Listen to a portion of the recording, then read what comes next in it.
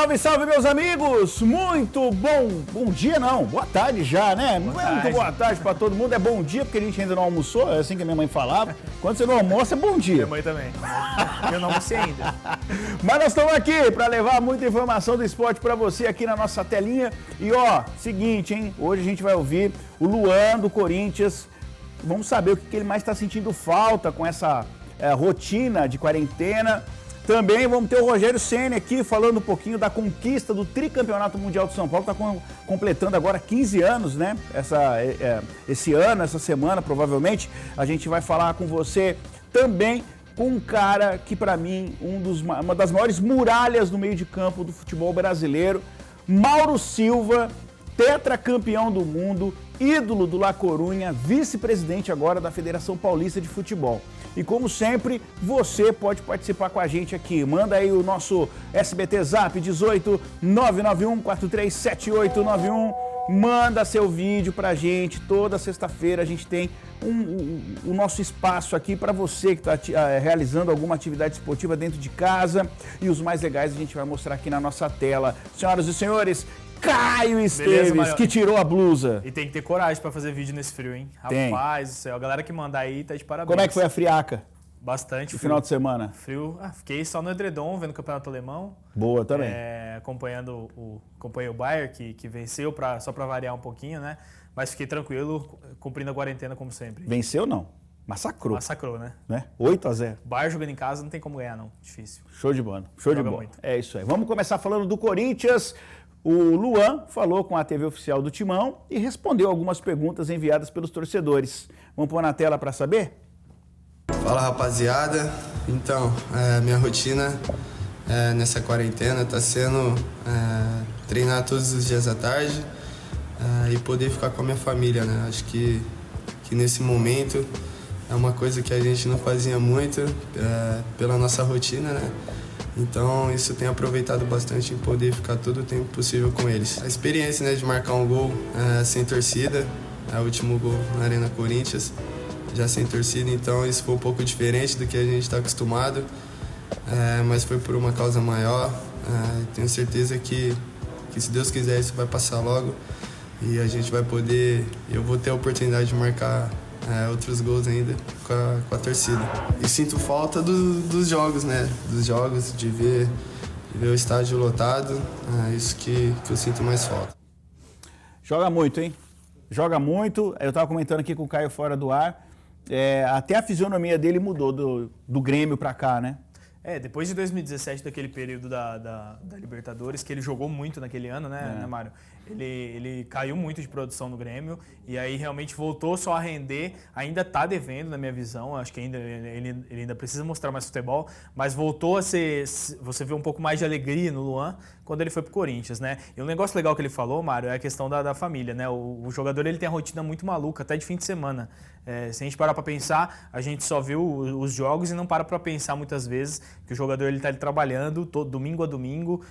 Claro que ganha muito bem para isso, mas querendo ou não, ele acaba deixando algumas coisas de lado e uma das coisas é a família, né? Então os jogadores estão aproveitando esse momento para conseguir ficar mais perto. Eu acho que isso também é importante nesse momento de quarentena, você ter ali a esposa, a mãe, os filhos perto para conseguir passar por isso, né? Mas futebolisticamente o Luan tá indo bem no Corinthians, começou muito bem, mas eu acho que falta um pouco mais. Eu lembro quando o Luan foi contratado pelo Corinthians, a gente estava aqui comentando sobre esse assunto e os nossos amigos do SBT Esporte de Porto Alegre falou pra gente que o Luan é um cara que ele precisa de treinar muito, jogar muito para ele desenvolver todo o talento que ele tem. Você acha que essa parada vai fazer bem pro Luan ou essa parada vai fazer com que o Luan demore mais um pouco para mostrar todo o potencial dele no Corinthians? Então, especificamente do Luan falando, a gente fala bastante dos jogadores aqui um a um, né? A gente falou esses dias do Bozelli, falamos da situação do Jô, do Luan, Mário. Eu acho o seguinte, eu acho que o Luan, ele precisa, não é nem questão de tempo para se adaptar, ele precisa de liberdade para jogar. Ele não é aquele cara que vai se comprometer com marcação, que vai cumprir o lado defensivo do lado direito, do lado esquerdo quando ele está jogando. Ele é aquele armador. Ele não é atacante, na minha visão, e não é atacante de lado. Para mim, ele é um armador que chega muito bem, mas ele precisa ter aquela liberdade que muitos times hoje não têm pelo sistema, né, de tático, de dar aquela liberdade pro jogador. Por isso que eu acho que o Luan é um cara diferente no futebol brasileiro.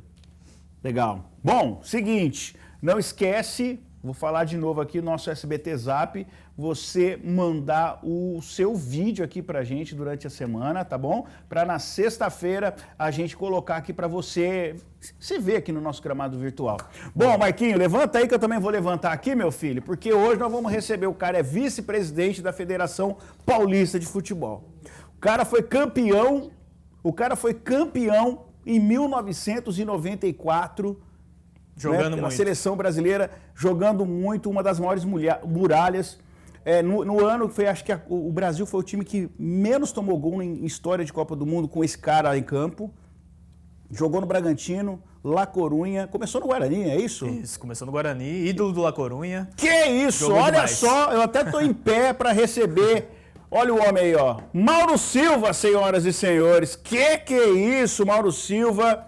Obrigado por estar recebendo o SBT Esporte aí. Eu sei que você tem muitos afazeres e tal.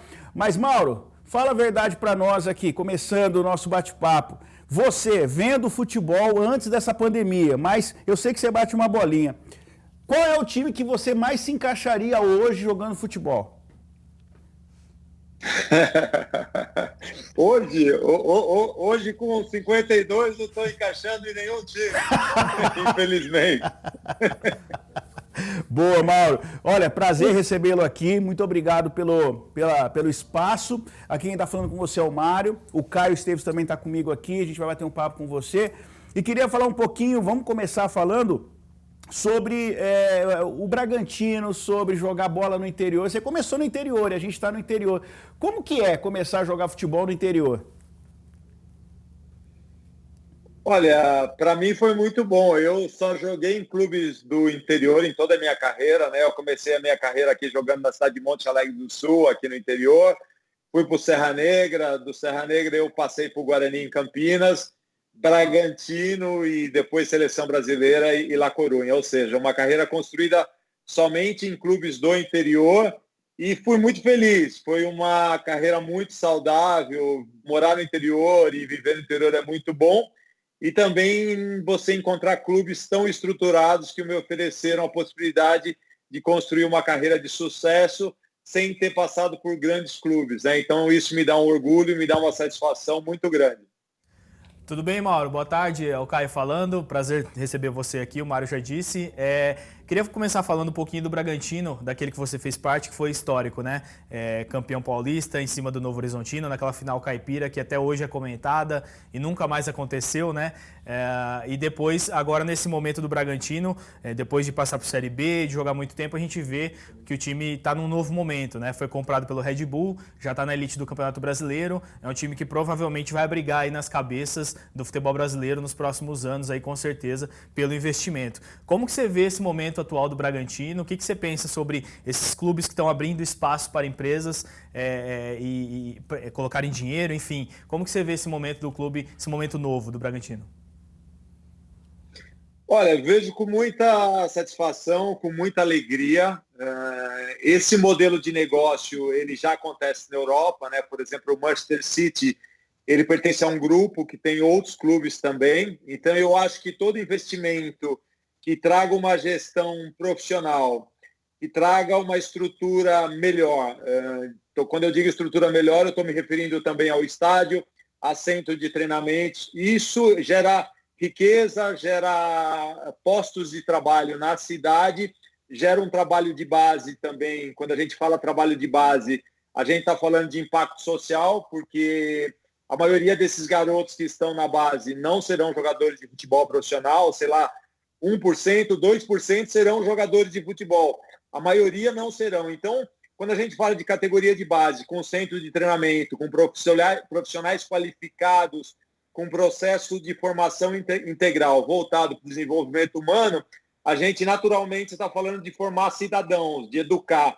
Então, isso num clube com boa estrutura é fundamental. Então, eu acho que esse movimento de clube-empresa, investimento estrangeiro no futebol, gestão profissional moderna, esse é o futuro do futebol brasileiro. Então, eu vejo com muito bons olhos e acho que isso faz muito bem para o futebol e para a cidade de Bragança e para a sociedade como um todo. Ô Mauro, ainda dentro desse assunto negócio, né? Você falou do Manchester, a gente está falando do Bragantino, e a gente vê números, cifras absurdas, né? No final da semana agora, alguns clubes da Europa vão se juntar, se reunir com a UEFA para estipular um teto salarial para jogadores, porque estamos vivendo, segundo eles, depois dessa pandemia, salários estratosféricos não existirão mais. Temos que ter uma realidade. Eu queria saber, Mauro Silva, eu sempre comento isso aqui no rádio, que o futebol brasileiro precisa ter dono. Você acha que o futuro do futebol brasileiro é o investimento de SA? Tem que ter dono? Senão o futebol brasileiro vai minguar? Qual é a sua opinião sobre isso? Olha, a minha opinião é o seguinte, o necessário para o futebol é a gente ter uma gestão profissional, uma gestão moderna. Esse é o futuro do futebol. Simplesmente uma empresa ela ser uma sociedade anônima ou uma sociedade limitada, ela não garante uma gestão profissional e eficiente, né? Senão as empresas não quebrariam por má gestão, como acontece em qualquer lugar, nos Estados Unidos ou na Europa. Mas realmente você ter uma figura que tem mais transparência e que cria um ambiente de negócios mais saudável, isso é importante para você atrair investidores, né? Nós temos, inclusive, investidores brasileiros, né? O caso do Flávio Augusto, que é dono do Orlando City, ele vende uma empresa dele no Brasil, ao invés de ele pegar o dinheiro dele aqui e investir no Brasil, ele vai investir nos Estados Unidos. Por quê? Porque existe lá um ambiente melhor de negócios, né? Então, eu acho que é o que a gente tem que ter aqui no Brasil. Gestão profissional, gestão moderna e também o que acontece, por exemplo, no futebol espanhol e também na própria UEFA, é ter um controle financeiro para que os clubes não se endividem além do que seja saudável, né? Um controle das entidades que administram o futebol sobre o orçamento do clube para que ele não gaste mais do que ele arrecada. Eu acho isso importante. O teto salarial eu tenho dúvidas, porque ou você estabelece em todos os locais, ou você vai ter jogadores saindo, por exemplo, se você faz o teto salarial, por exemplo, só na Espanha, o jogador ele sai da Espanha e vai jogar na França, vai jogar na Inglaterra. Então, ou você faz de uma forma conjunta, ou você teria dificuldade. Em resumo, eu acredito também que a gente, quando fala de salário de jogadores e treinadores, às vezes a gente está falando de salário de cifras que não são sustentáveis no longo prazo, então a gente adequar isso à realidade, adequar isso à economia do país é importante, mas a forma como nós vamos organizar isso é importante para a gente não, como país, como o Brasil, a gente não perder competitividade também com relação a outros países. Mauro, falar um pouquinho do La Coruña agora, que você é ídolo máximo, né? Foi até eleito como o maior jogador da história do clube em 2016 pelos torcedores, jogou lá por 13 anos e o momento do La Coruña é um momento ruim, né? O time está na segunda divisão, está até lá embaixo na tabela e é um time que tem tanta história na Espanha, que conquistou tantas coisas. Como que você vê esse momento do La Coruña, Mauro? Você acha que falta realmente, até entrando nessa questão do clube empresa, falta um investimento ali diferente no clube? Você acha que traria um ar diferente? Como que você vê hoje, você que acompanha de perto o clube que é tão marcante pro futebol espanhol? Bom, estou revendo algumas imagens aí que foram emocionantes, foram marcantes para mim aí no estádio de Riazor, em La Coruña. Realmente foram 13 anos, uma cidade maravilhosa, que eu construí uma carreira, tenho nacionalidade espanhola, meus filhos nasceram na Galícia, ou seja, tenho uma relação incrível com o clube e com a cidade. Eu até pelo próprio exemplo do La Coruña, por tudo que eu vivi durante os 13 anos que eu fiquei em La Coruña, o clube acabou se endividando muito além do que era saudável. E a gente está falando de uma sociedade anônima esportiva, né? Por isso que eu dizia antes que o clube, simplesmente por ele ser uma empresa, ele pode acabar se endividando. Mas hoje, o que aconteceu com o La Coruña na época que eu tive lá, hoje a Liga Espanhola ela não permite mais que isso aconteça, porque a Liga Espanhola, de uns 5 anos para cá, ela instituiu o controle financeiro, ou seja, os clubes têm que passar todas as informações para a Liga Espanhola, do orçamento, e o controle financeiro nada mais é do que quando você arrecada. Se você é como a economia doméstica, eu tenho R$ 20, eu posso gastar no máximo 20. Eu não posso ter R$ 20 e gastar 50, senão eu vou endividar a minha família, eu vou endividar meu clube. Então, esse controle financeiro é simplesmente um controle do orçamento, né, das receitas e dos gastos, para que os clubes não se endividem. Então, isso fez com que o futebol espanhol se tornasse numa grande indústria de ócio, de entretenimento e triplicasse o valor das receitas, né? Isso realmente fez com que a La Liga tornasse uma grande competição, uma grande plataforma de negócios. Eu acho que esse é um caminho muito interessante e é uma das possibilidades do futebol brasileiro. Eu gosto desse formato, isso realmente garante a sustentabilidade, a perenidade da competição e o equilíbrio também, já que eles controlam, inclusive, se o clube está pagando imposto para o governo, está tudo em ordem, porque senão você tem dentro da competição desequilíbrio, né? Quando um clube paga impostos, paga salário e outros não. Entendi. Mauro, ainda em cima da questão, agora falando um pouco mais, trazendo para cá o futebol brasileiro, mas a gente tem visto nesse momento, que é um momento atípico para todo mundo, mas que há federações brigando para o retorno de treinamentos, alguns clubes querem, no Rio de Janeiro a gente tem visto isso, e você como hoje membro da Federação Paulista de Futebol, está inteirado, estava até tendo uma reunião com a Conmebol, se puder adiantar alguma coisa para a gente, mas como que você tem visto essa questão do retorno das atividades de futebol no Brasil, primeiramente, e também no mundo? Qual que é a sua posição? A gente tem visto o Campeonato Alemão com jogos sem torcida. Qual que é a sua posição sobre o retorno do futebol nesse momento de casos do coronavírus no Brasil? Posso falar em cima dessa pergunta do Caio? Já vamos para duas perguntas em uma.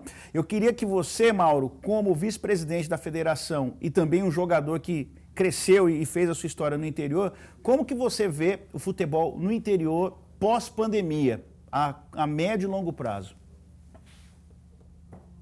Bom, com relação à primeira pergunta, a posição da Federação Paulista a prioridade é a saúde, é o bem-estar de jogadores, treinadores, massagistas, maqueiros, imprensa, ou seja, a gente tem uma grande responsabilidade e a gente só pode voltar ao futebol quando as autoridades de saúde do governo do estado e das autoridades municipais autorizarem, ou seja, a federação ela está dando prioridade à saúde, ao bem-estar, é uma questão de responsabilidade. Então, essa é a nossa posição. A gente, eu falo com os jogadores, eu tenho o grupo dos capitães no meu celular e falo com os executivos. Lógico que todo mundo gostaria de estar jogando, que a situação tivesse normal. Infelizmente, a gente vive uma situação de absoluta anormalidade e a prioridade tem que ser a saúde. Então, a federação sabe da responsabilidade da gente dar exemplo e a nossa posição é o seguinte: o futebol só volta quando as autoridades sanitárias do município e do estado autorizarem e encontrarem esse ambiente propício para isso. Essa é a nossa posição em pró da saúde. Esse é respondendo à primeira pergunta. Com relação à segunda pergunta, realmente é um desafio grande os clubes do interior nesse cenário pós-pandemia.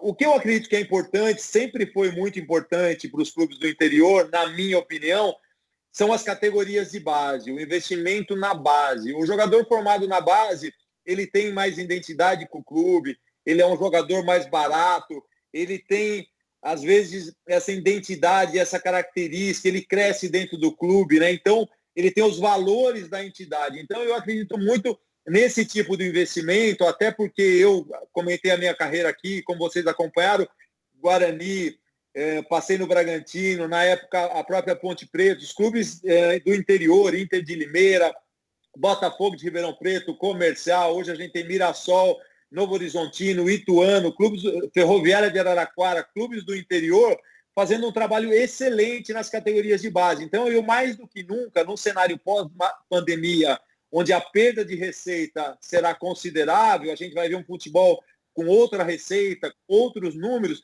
é fundamental você investir na base e dar oportunidade para esses jovens garotos. Primeiro, você ter um bom trabalho, na base, né, de formação, sempre focado aí na formação integral, também no desenvolvimento humano e muito bem estruturado, e depois você conseguir utilizar esses garotos na sua equipe profissional. Então, para mim, o futebol do interior, ele mais do que nunca, ele vai ter que olhar para os jovens, olhar para as categorias de base nesse cenário pós-pandemia, mas uma pergunta muito boa, muito interessante.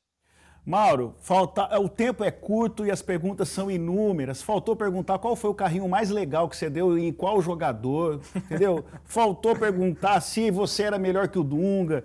Faltou perguntar se o La Corunha, o Bragantino era melhor que o La Corunha. Faltou tudo isso, mas um dia a gente volta e bate um papo sobre isso, tá bom? E fica o convite para quando você vir para cá, para o interior, venha conhecer o nosso SBT, venha bater um papo com a gente, que você sempre será muito bem-vindo, independente de posições que você ocupa como presidente, vice-presidente, você como atleta, você como um ídolo que a gente tem, e você sempre será muito bem-vindo. Muito obrigado, viu, Mauro, por você abrir o espaço aí numa segunda-feira, feriado no interior de São Paulo, feriado do estado de São Paulo, né?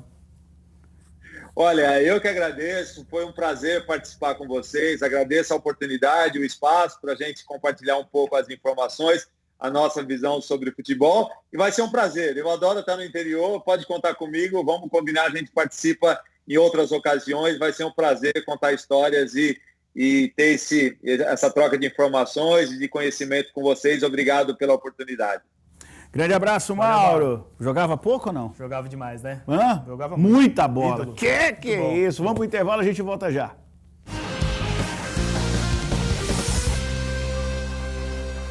A gente está de volta, o nosso SBT Esporte. Como o nosso papo prolongou muito aqui com o Mauro, vou ficar devendo para você a matéria do São Paulo, que está completando aí 15 anos do Campeonato Mundial de 2005. A gente vai mostrar os gols do Campeonato Alemão, mas tudo isso amanhã, tá bom? Então, além das notícias de amanhã, a gente vai trazer tudo aquilo que não trouxemos hoje. E, claro, a sua participação no nosso WhatsApp, que é sempre fundamental. Bombou o nosso WhatsApp, mas hoje a gente extrapolou no tempo, porque a gente tinha essa figura incrível que era o Mauro Silva.